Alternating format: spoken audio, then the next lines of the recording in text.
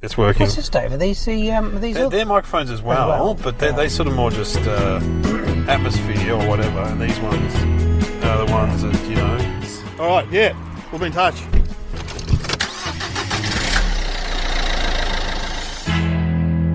Okay, I'm just pulling out of the gig with the comedy legend. Welcome to the Debrief. We've got Jeff Green in the car. Good evening, Dave. Hope you're going to keep your eyes on the road. I was already been flashed by an ambulance. Good start. That's a good start. We've just done a gig together, and of course Jeff Green is from the UK originally, but he's settled in Australia. He met an Australian girl. Yeah, 1999. During the comedy festival. Like a lot of comedians have an Australian wife. Oh, Ross Noble. Yeah, Ben Elton, Billy Connolly. There's a lot Sacha in there. Baron Cohen. Yeah. Simon Munnery. Al Murray. Oh, Murray, that's right. This could fill a whole podcast. Yeah, just English. Why is that? It's the Australian women? Must be the great Aussie women. It's I have been asked that. What is, what I there's a lack of suspicion that's refreshing than when you come to Australia and meet people here. Yeah, right. And women and men. And they're very upfront, and what you see is what you get. And I'm generalising massively, but it's just very beguiling, and you go, this is great. They're not as guarded as you get in London specifically. Is there a big class thing in England? Is that still a thing, or not as much anymore? Well, I guess there probably is, in terms of having to marry within your class is not how it used to be, but it still goes on. Although the longer I live in Australia, there's class here too. Oh, there's class here. Yeah, definitely. There's very private schools and country, and who's been here longest, and who's pioneers, and who's just arrived, and all that kind of stuff. Yeah, that's right. They say it's not a classless society, not at all. I've done the Corio Dance Club, and I've done the Beaumaris Yacht Club. Now, I've flown Tiger. And I've also did a gig at the Thoroughbred Owners of Australia at the Caulfield Racecourse a couple of weeks ago. Great, actually.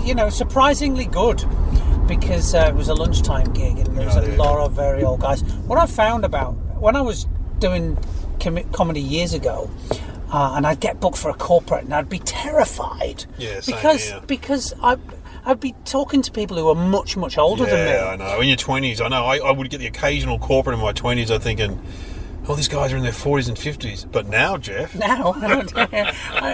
welcome to my people. Yeah, totally. I did a gig the other night for the banking industry. I'm thinking, I'm older than most of these guys. And then I zero in on the one guy who's my age. Yeah. I just pick on him for half an hour. Yeah. Yeah, it's interesting, isn't it? And he was the Uber driver.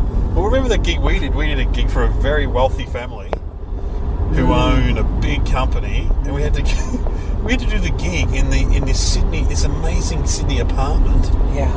And it was me and you, and Jessica Malboy turned up to sing a song. Mm. So all these people are getting paid very decent money, and then you and me and us. And we had to do the. And when we got there, the guy spirited us away from the people. We were it was weird. And then we had to perform in front of a grand piano, but there was also a massive lobster display. Fountain. Yes. Yeah, which we weren't allowed. Ross Noble, I remember you mentioned him earlier. If he's ever written an autobiography, I know he always said he was going to call it Not the Prawn Ones, because when he was doing a warm-up, and he came into the green room, and there was all the food there for the people who were on the TV show, because he was just the warm-up guy. Yeah. He would have said, you can have a sandwich, but not the prawn ones. That was his instructions. Yeah, didn't you do warm-up for Smith & Jones? Did he, or did I? No, did you? No, he did, didn't you? Or was it you that did? Someone I met. I didn't do Smith & Jones. I know people who toured with Smith & Jones. Did you do warm-up at one stage? I've done, totally. I did warm-up. Yeah. I did it for very early Graham Linehan sitcom called Paris with Alexis. Yeah, that was after the Alexi Sale show. Yeah, I remember that. And Alexi would not. Alexis says, don't introduce him, and don't even talk to him, and don't mention him. What? Yeah. That was the rules for Alexi. And then I did one with a guy called Robert Lindsay, Robert Lindsay's a fantastic actor. Yes, he's great. He was, and it was a sitcom. I think it was called Nighthawks or something, and they were all security guards working the night shift. Oh, good idea. With James Ellis, and it was very funny. And I was doing the warm up, and I remember, and I was getting laughs, but the laughs weren't fitting the jokes I was telling. Yeah, right. Which makes you very suspicious. Yeah, that's what's going on. Yeah, and I turned around, and Robert Lindsay was playing with the torch and making the audience laugh with the torch. And I gave him the filthiest look. And the next week he apologised to me. Oh, that's nice. Yeah, nice. Yeah, shouldn't have done it, but yeah, nice. Well, but unusual for an actor to apologise. I think it was the withering look I gave him. Yeah. I'm pretty proud of it. I did warm up on the Denise Drysdale show once. Oh yeah. Was that the lunch? Was that like lunchtime? Yeah. I got interviewed on that a couple of times. Yeah. When I first came out here, I was big news, and I got on all the shows. Carrie Ann Kennelly interviewed me like 3 or 4 times. Oh wow. Yeah, right. Denise Drysdale. Yeah. I was on Hey Hey It's Saturday. Oh, I was on Hey Hey. Yeah. I was on as a guest and also as a judge on Red Faces. Red really? Faces. Yeah. Then what did with you Craig judge? Charles. With who? Craig Charles. Oh, Craig Craig Charles and Red Simons, and me and Bill Bailey. We were the judges. Oh, cool. Yeah. And what? Do you remember any of the acts? I do. I was on one particular act that was three very old ladies, like in their 70s, and they were doing a high kicking act. Oh, and Darryl Summers, at the end of it, he went, "Oh, you were great girls," and he goes up there having a bit of a chin wag. Yeah. One of the women, while he's talking, is distracted and is waving to someone in the audience, and he says, "How old are you?" She says, "I'm 78," and he says, "Okay, who are you waving to?" She says, "I'm waving to my mum." Mum was 99 in the audience. That's fantastic. Yeah. So in England, so you started off with Bill Bailey and those guys. I started off before Bill Bailey. This is my 30th year. Yes. And I started out. My people were Eddie Izzard. Oh yeah. We went. Heard of him. Yeah, we started out in a thing called Jackson's Lane Cabaret Workshop, which is a little community centre in a church in Highgate in North London, and it taught you it taught you the basics of the comedy circuit, Alan 1987, which was known as the cabaret circuit in those days. Yes, right. And there was about. So you were part of alternative comedy. We were alternative comedy, yeah. So people ahead of me were like Red Wedge. So the young ones, guys. Young ones, they were a little bit, yeah. Alexi, yeah, gone. Steve Frost, Mark Arden, the guys, the improv guys. Paul Merton was pretty much starting out. Yeah. So Eddie and me were the only people in that class that are still going. Yeah, wow. Yeah. And Lee Evans was another guy who I started out with. Yeah. Steve Coogan. Joe Brand, Joe Brand. You toured with Joe Brand. I remember seeing when I came out here. Yeah. She's still going though. Joe's doing. She goes from strength to strength. She's a great human being, and very funny. Oh, funny. And you know, just a very decent person. I can't believe she hasn't had any honour, unless she just turns them down. So many people get honours in the UK who are totally unworthy of them. And Joe, who spends most of her time doing unpaid charity work, has got nothing. But I'm sure working with some of those guys, there's no real sign that they're going to be massive anyway, is there? You can't tell, I reckon. Oh, you can tell. Oh, can you? Yeah, I've seen so many come through, and I reckon I picked them all. Oh, there you go. Yeah, you know the first sign is when you're scared to go on after them. Oh yeah. And you go, oh, can I not go on after him? And that's usually when they've got something. I remember Eddie Izzard, who wasn't very good when he started, but then once he clicked. That's what I tell you what happened. Yeah, people do click. I remember when Hughesy clicked. Yeah, because I started before him, and of course I gigged with him a lot. And I remember when he clicked. Yeah, it is interesting. I remember seeing Dave Hughes in the Comedy Store in London, and very sheepish, very quiet young guy, and I really liked him. And well, that's when he clicked, when he came back from London. Yeah. I say it's generally when you find out how to be funny between the jokes. So when you and it takes a lot of pressure off your material. That's true. When you can get people laughing when you're not saying anything, or just enjoy your company. People enjoy Bill Bailey's company. The fact that he's really good and a very smart writer is what puts you into the stratosphere. Yeah, right. But of course, for every one of those guys that we've mentioned, there's so many guys that started and are still schlepping around. Yeah. But the great thing, it's very collegiate. The great thing about comedy is you'll always remain good friends with people. Yes. I was reading. I'm reading about Robert Scott's voyage to the Antarctic and then the expedition to the South Pole, and they're talking about the guys in that party who didn't die are so connected because they connected through suffering, and comedians connect through suffering. Yeah, that's true.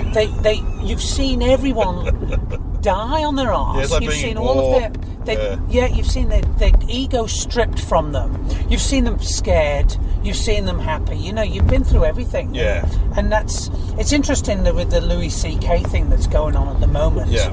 And and the fact that people are desperately torn between rightfully calling him out and wanting to defend him through that collegiate nature of the fact that comedians stick together.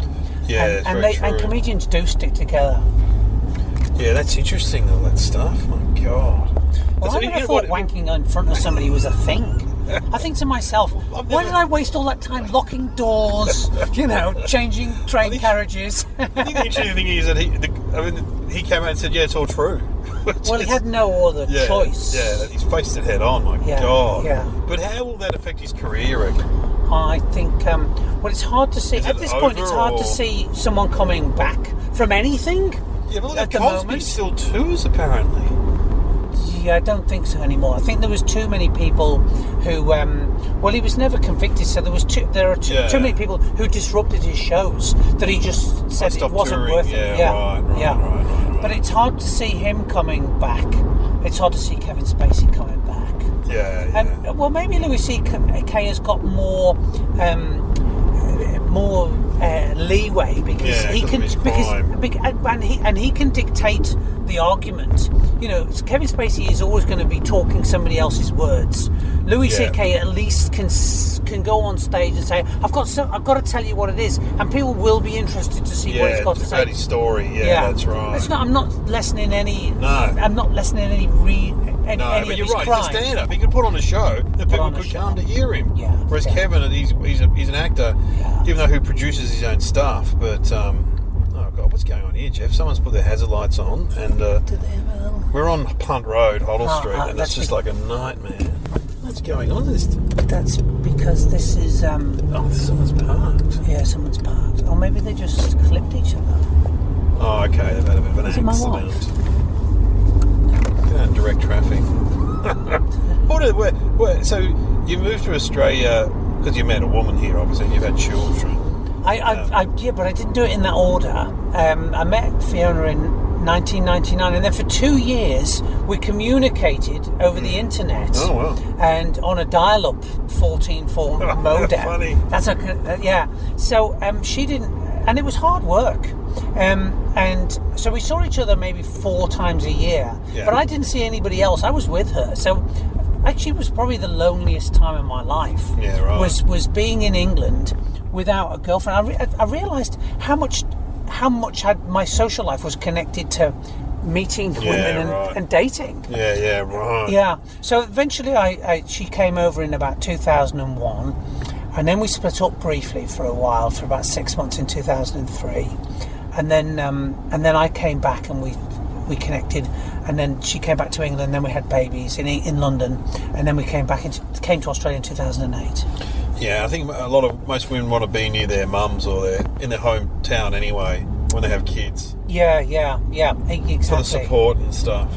Fiona connected with Tim Minchin's wife and Simon Munry's wife, who were all having babies in England at the time. Yeah. In fact, Fee had this idea for the Comedy Wives Club. Yeah, it's a good idea. Yeah, and Sarah Minchin and Janet Maley and Fiona, they're the group. Yeah, right. They'd all be around the world now. Tim would be in LA. He's in LA, isn't he? Tim Minchin? Yeah, because I honestly, when we came back, I haven't spoken to him since. I saw him at corporate once, but yeah, right. Yeah, but it was great. It was nice to see that Aussie woman pregnant in London group. Yeah, group. Yeah, Right. yeah. 3 or 4 women. That's amazing. Yeah. Well, it's just often. My brother lives in Switzerland, and he hangs out with other Australians. So, Right. There's a guy from an 80s band that you would know called Things of Stone and Wood. No, I do know that because Fiona loves that band. Yeah. And I hear it all the time. Happy birthday, Helen. I know. My brother was in a band in the 80s. Can I say I don't care for that band? That's all right. Honestly, there's some Australian bands that just don't do it for me. I tell you who else doesn't do it for me. Paul Kelly. Oh, that's right. interesting. And right. Yeah, but I get them all through Fee. What about Midnight Oil? Not really. Yeah, because I remember Dicko said I worked with Dicko for a while, who of course is from Birmingham. He's a Brummy. Yeah. And he goes, I don't get Midnight Oil. I don't get them. No. It's sort of like you had the Clash. We had Midnight Oil. They're like a rock band that spoke about politics. He's like, nah, they're nothing like the Clash. Anyway. They are nothing like the Clash, but I will always bow to your superior knowledge in music, Dave, across all continents. Yes.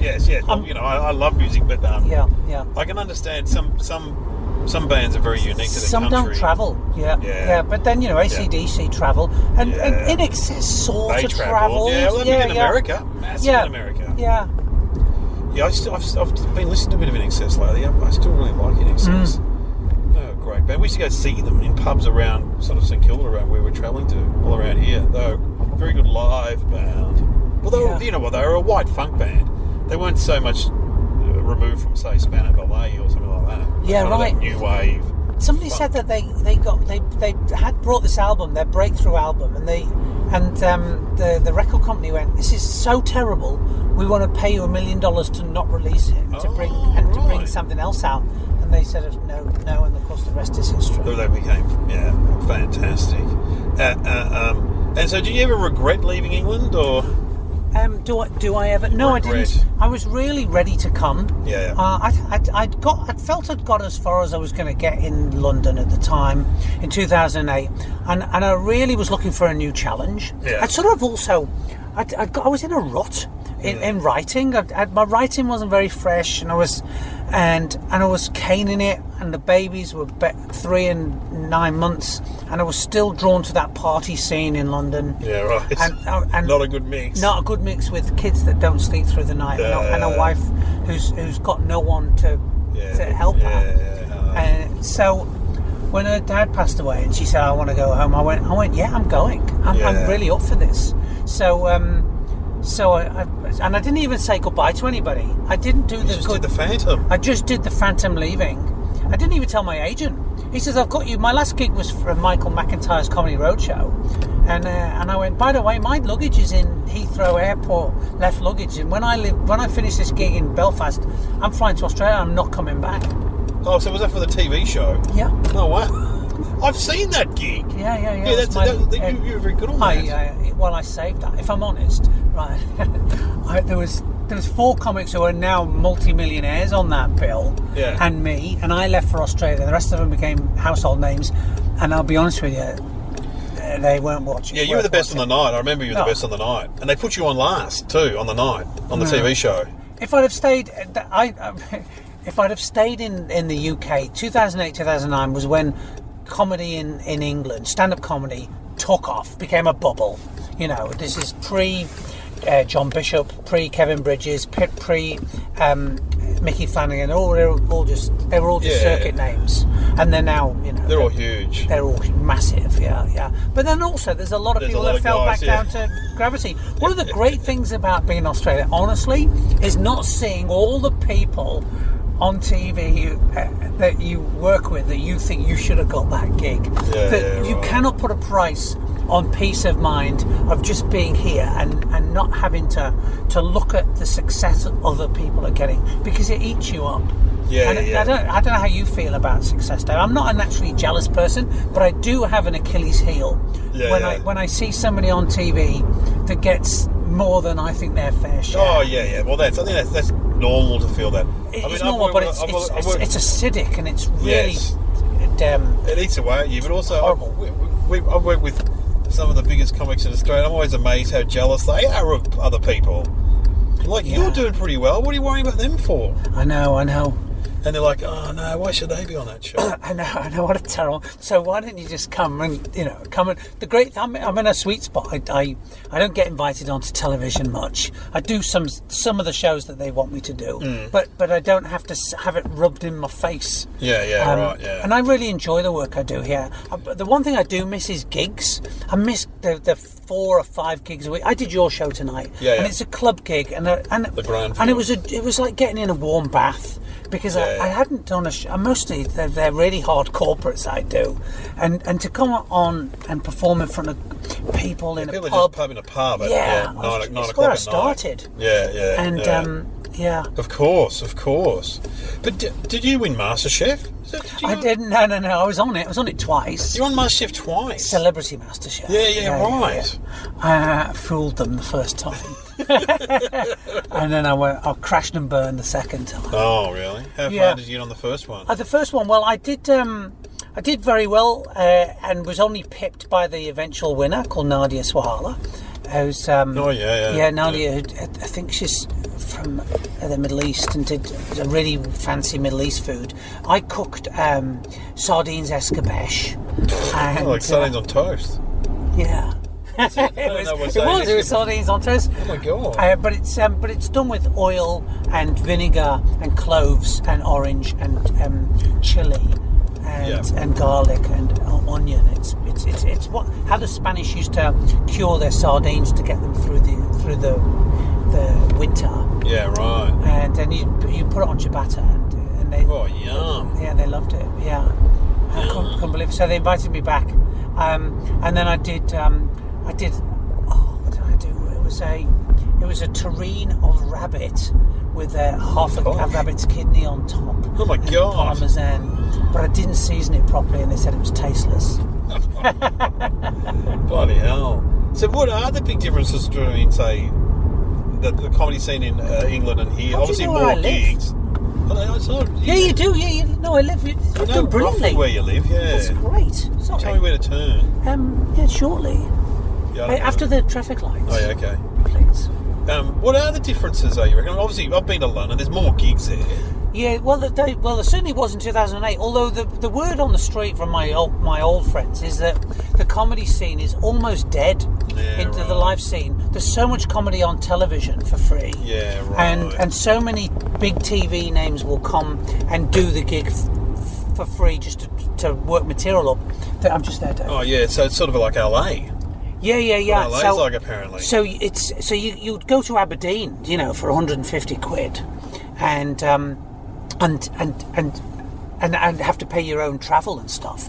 So it's really hard for people, and most of them are struggling. The thing in comedy is winner takes all. Yeah. You've got someone making £15 million a year, and someone just slightly not as well known making 150,000, and then someone making 10,000. I know. I always said you could be on a bill one night with like someone who's earning millions, someone who's earning thousands, and someone who's earning hundreds a year. Yeah. You know what I mean? And someone who's on the dole.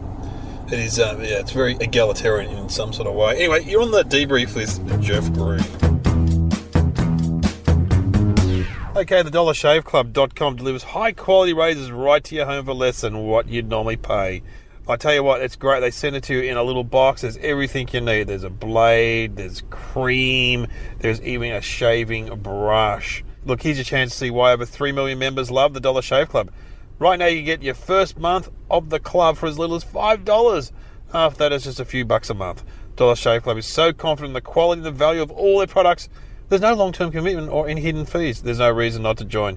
Get yours at the dollarshaveclub.com/debrief. That's dollarshaveclub.com/debrief. That's how it goes. But look, as I said to you, I think a while ago, if I did them every night, I'd get good at them. Yeah, of course. I don't, but I haven't been doing them every night, so I don't really envy. I don't enjoy them. Wait, hang on. And you're under fucking fluorescent lights. It's just, I've played the West End. I've played You've the done Apollo the West End. Theatre. That's right. Fucking season. My face was fucking 50 feet tall. You'd see me from Shaftesbury Avenue to Piccadilly Circus. We're back on the debrief with Jeff Green. He's talking about how he's done the West End, which is. I did the West End, yeah. And some of the gigs that we have to do now, honestly, you just do them in broad daylight. Or I did a gig in Albury, and one half of my face was red, and the other half was green, and half the audience was behind me. Not the one in the doorway. Yes. Yeah, I've done that. You got to stand in a doorway and talk to two different rooms. And it tests everyone's talent, including the audience and experience. Yeah. But you know what? Sometimes people don't realise the physical thing of a room is often important. I went all the way to Margaret River and had to perform it took me 9 hours to get there. Yeah, it's a long way. It's a 4-hour flight, Melbourne. and an hour to get the thing, and then 3 hours to drive there. And and then I'm performing to 2 separate groups of people. In what sort of venue? In a winery. Yeah. And it was just it was hard. It was hard work, and I'm exhausted. But anyway, from the trip. But you know what? When I came here, my agent said, "Don't fuck it up, Jeff." And because he reckoned I'd fucked it up in England, and I don't know what he meant by that. But he said, "Go to Australia, but this is your last chance." Oh God. That was backstage at the Michael McIntyre roadshow. Thanks for that. Thanks for that. That was before I went on stage. Don't fuck it up. But you know what? It was really good advice, because actually, when I came here with the attitude that I had to make this work. Yeah. People say to me, kids. I've got 2 kids, and they would say, "What are you doing these gigs for?" And I go, "Because I don't have a plan B. I've got to make this work." And it actually did me the world of good, not being able to say no to stuff. Yeah. That's right. You become a better comic. But also, as I say, humility. You'd be around my age. I'm 52. What else are we going to do? I could go. I did teaching, but I've got to re-qualify to be a teacher now. Bunnings. Yeah, Bunnings, you're on your feet all day, though. Yeah. And I don't know enough about handy work. Yeah, I do, because I'm an engineer. I was an engineer, and I do have a very well equipped toolbox. You could be Bunnings. I could do Bunnings. I probably enjoy Bunnings. Yeah, I think it's hard work, though, Bunnings, by what I hear. Oh, okay. I don't think it's a walk in the park. Right. I think it's a walk in the park, but I think we can... I talked to other comics about this in our age group. Audiences are getting older, so... I mean, a lot of the audiences we play are our age, so we're just going to travel with them, Jeff. Yeah. There's nothing wrong with that. No, I mean, I perform on cruise ships. They're a little bit older than me on cruise ships, mostly, unless you perform during the school holiday season. And I used to be quite sort of sniffy and about cruise ships, but actually, you perform to 600 people in a theatre. Yeah. And you're on your toes, and you've got to do well. Yeah, that's right. They write a report on you, don't they? Yeah, they may do, but you've got to face them, Dave. Yeah, regardless of right. You see them at the buffet. You've got to see them the next day, and the day after that. Oh God, yeah. I've never done a cruise, but I live in just by the beach, which is just there, and then Port Melbourne is like 2 k's away, and that's where the cruise ships go. Oh, you're right. You can just walk there, basically. I could cycle there. Oh my God! Now I've got some questions. Yep. These are debrief questions that I got off the internet, Jeff. What went well and why tonight? If you get at the gig. What went well and why? The gig was a very warm audience. They'd had 2 really good, with yourself, Dave, as well, and 2 really good acts. So they really felt that I didn't have to put much effort in to make it a good night. I'd done a gig last night. I was pretty much word perfect. Yeah. I was on top of my game. I tried lots of new jokes. That's good. And most of them worked. I recorded it, and I got paid. Hey, that's very good. Yeah. What didn't go well? What didn't go well? Nothing. In fact, I watched the Socceroos beforehand, and they won 3-1. Yeah. So nothing didn't go well. You had your wife there. Does she come to many gigs? No, Fiona doesn't come to many gigs. My kids are at camp, so this is the first night that Fee and I have had together since 12 years ago. Yeah. And she came, and it's great. But I don't mention Fiona in that she's here. I did that once. And then all the jokes about Fiona don't work. No, that's right. They always turn around and look at her. They do. Yeah. So you just got to keep it to yourself. Yeah, I was going to ask, were there any organisational hazards that got in the way? You could possibly say your wife was there. Does that worry you, though, when your partner's there? No. Look, she's all fine with you talking about her on stage? And Yeah.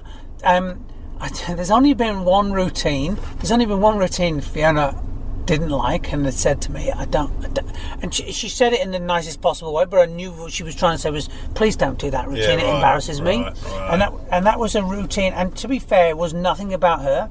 It was about vaginal flatulence. Right, okay, and which she has never suffered from, or nor have I with her. Nor have I. And anyway. But she thought the insinuation was it. Yeah. It's beneath you to do that material. Honestly, Dave, it was a time when, no one had talked about it. I was trying to find taboos that was still fresh, that was taking people somewhere. But I'm not an edgy comic, and my stuff, taboo, that kind of taboo stuff is, I don't need it anyway. No, you don't. And looking back, it was probably during that period when I was in a rut and I wasn't really firing on force. Yeah, I'm going to do a bit crazy. I'm going to go on. We've all done that. Yeah, and who am I to go? I won't go to heaven. Yeah. The last question is, how can we do better next time? Your gig? Yeah, well, just in general, I don't. How can we do your gig? Yeah. I've played your gig before. It'd be good if the Socceroos weren't playing. There'd be more people there. There was more people, in the bar. There was more people in the bar watching the Socceroos. It was pouring with rain. Yeah, that's and it true. was, although it was you either got pouring with rain or 32 degrees in Melbourne. That's true. I don't know what you prefer. Yeah, you had two people who were well known, myself and Nazim. So the odds were that it'd have done better. But, but it was, I reckon, pissing with rain and thunderstorms is going to would kill any gig. I've noticed over the years that weather definitely affects gigs. Yeah. If it's too hot or if it's raining, people don't turn up. Yeah. What about full moons? Yeah, full moons are crazy. When I used to do lots of gigs, I was always aware the audience was slightly more disruptive in a full moon. You go out to, say, Lilydale or somewhere like sort of country-ish on a full moon, it's full on. We talked about this on the radio when I did radio, and we had a cop ring in from one of those areas and said, we put extra people on because it's something to do with the water, or it's a tide, isn't it? And your body's full of water. That's what that's the theory. I don't know, Jeff. I don't know. Right. I thought it was just I thought it was lunatics, and but maybe I'm having ripples lapping at me foreshore. Well, thanks for coming on the Debrief podcast. Right. It's been great talking to you. We could have talked more, but we can play a song now. I put a song on at the end. Mm-hmm. So what sort of music do you like? Because you're around my age, were you into all the punk and post-punk? I grew up with punk. Very much so. So 76, I would be 12. And I was very aware of punk. First band was like Blondie, The Police. So I was into both American The Jam. Bands. The Police weren't American. Oh, sorry, they weren't American. No. That's what we're talking about. The Jam, Madness. Oh, I love Madness. I love the Jam. Yeah. Love then New Romantics. Yeah. So 17, 18. Do you have a favourite band out of any of all those bands? Like, what band do I go back to? Yeah, do you ever listen to? I would listen. That stands the test of time. The Jam, Paul Weller. Yeah. But then I still liked Duran Duran and Spandau Ballet, although not the cheesy stuff. Early stuff's fantastic. Yeah, to cut a long story short, even